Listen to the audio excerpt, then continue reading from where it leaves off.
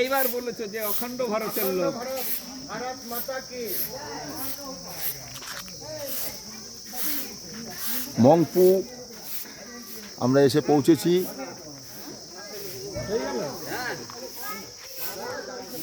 রবীন্দ্রনাথের স্মৃতি বিজড়িত মংপু। এখানে নোবেল লরিয়েট রবীন্দ্রনাথ ঠাকুর তার অনেক কাব্য রচনা করেছেন।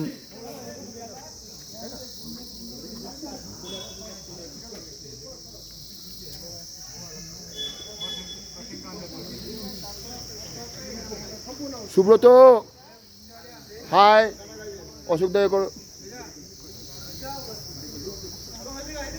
আমাদের অশোক দা, ক্যাশিয়ার সুব্রত বিশ্বাস, রেনাল ওয়েলফেয়ার ফাউন্ডেশন থেকে আমরা মংপুতে এসেছি।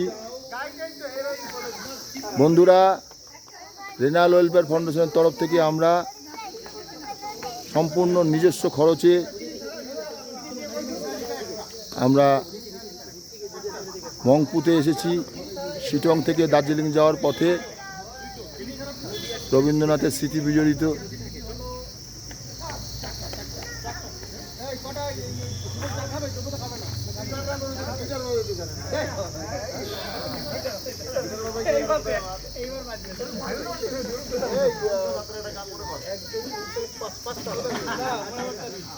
রবীন্দ্রনাথ ঠাকুরের স্মৃতি বিজড়িত মংপু।